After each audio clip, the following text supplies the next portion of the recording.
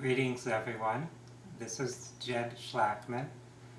I'm a holistic therapist and spiritual healer here in Miami, Florida.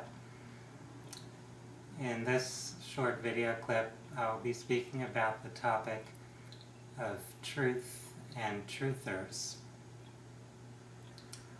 In the spiritual context, truth can mean more than one thing. There's a popular greeting in the Kundalini yoga tradition, Satnam, which would translate roughly to mean the truth of our essential being, or the truth of our divine nature. So that's a truth that is sort of an eternal truth, the truth that underlies all of existence. However, in our everyday lives, we're dealing often with other types of truth that's of a more relative nature, or which is relevant to a more limited context. Let me explain more of what I mean by that. In any particular reality construct, there's an agreed upon consensus or set of rules for how things work in that reality. In our reality of everyday human life, we take certain things for granted. So we all look at certain things and tend to give them the same label or identity.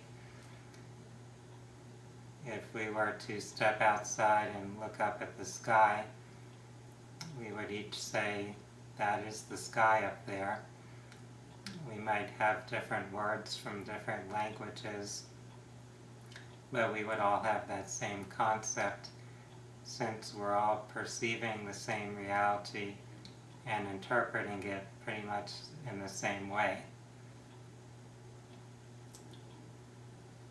In our human relationships, we will perceive things as either true or false. So if you have a partner and your partner says, "I got off of work at 5 o'clock today, and during the next hour I went grocery shopping, then I got home at 6, you're hoping that that's true, of course. However, if you are able to get some other information or data which contradicted what your partner told you, then you would come to the conclusion that your partner is saying something that's not true. Now, all of that is relevant to that particular reality that you are a part of. If you are some extraterrestrial being on some other planet, in some other solar system, or some other constellation, you would really have no concern about what a couple of people here on Earth are doing. It would not be relevant to you. It would not be part of your reality and your truth. So we have our subjective experiences in life, and based upon certain agreed upon constructs of the reality that we're co-creating, we determine in our mind if something is true or not true. So those are relative truths. They're relative to that particular reality, to that particular form of experience. And then there are more absolute types of truth, which are the truths that underlie our existence, the truth of what you might call God, the divine essence or supreme being. So that truth is more of a universal type of truth that's relevant to everyone and everything. Now, shifting into our practical reality of human life, it's valuable for us to be able to discern what is true or false within this particular reality construct. We need to be able to know if people in our life are being honest with us. We need to understand if something is beneficial or harmful for us. And so for those purposes, we need to discern the truth of things in this particular reality. In our modern time, there's a word that's been coined, which is the word truther. And that word has tended to be directed toward a group of people in our society who proclaim to be seeking the truth about things that have been covered up. In fact, the word first came to prominence in regards to people that were searching for truth about the September 11 attacks, the 9/11 events here in the United States. People who were questioning and challenging the official story, the government story of what happened, came to refer to themselves as the 9/11 Truth Movement, and thus people who were involved in that movement or that search for truth in that matter, who were saying there was a cover-up, came to be called truthers. Of course, that particular event is not the only event or the only topic in our civilization that's been one in which there's been a cover-up or a suppression of truth. So people who are recognized as truthers often have viewpoints on other topics that follow a similar path, a similar sense that the truth has been suppressed and that it's vital to begin to undo those cover-ups, that it's of value to seek out whatever may be true in various matters relevant to our lives and our civilization.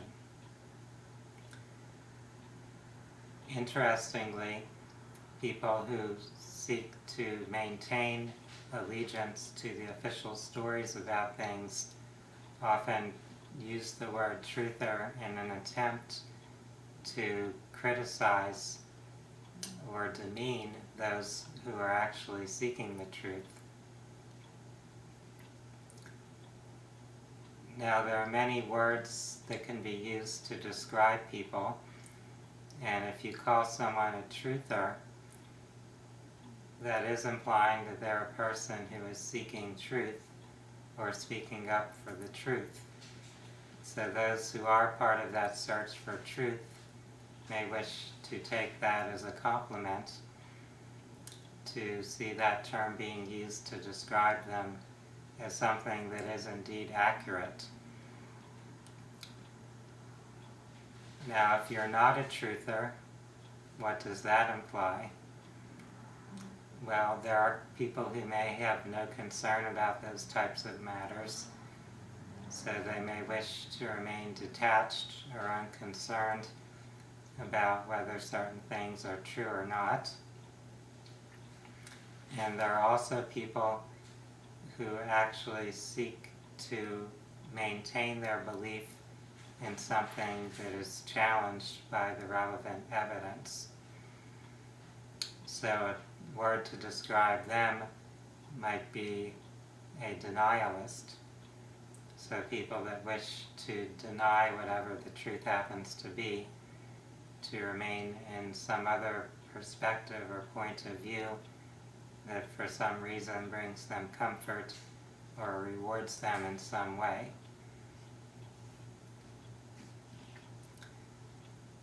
Those that are looking to expand their consciousness, whether it's in the spiritual domain or in other aspects of life, would often fall under that categorization of being a truther, since they tend to challenge the status quo, to challenge existing paradigms or dogmas, in a sense to think beyond whatever boxes have been created to keep people's thinking patterns contained. if we're spiritually seeking truth, seeking to understand the deeper levels of reality or the deeper nature of existence, it's also valuable to bring that truth-seeking quality into everyday life, into more practical matters. If we do that, we are being more authentic, more true to that ideal of searching for truth. That search for truth can occur both externally and internally. A person can be looking for evidence about things from a scientific perspective, collecting data and information about observable phenomena. And a person can also be going within, using meditation or other methods that connect to deeper levels of their own consciousness and gaining insights and awareness in that way. I hope this discussion has been valuable, and I encourage everyone to really align with the desire for truth in all aspects of their life and their existence. So we'll close this with that greeting, Satnam, and I will look forward to sharing more with you in other videos. For those who would like to learn more about offerings I have, you can visit my website at www.phinsights.com. That's PHINSIGHTS.com.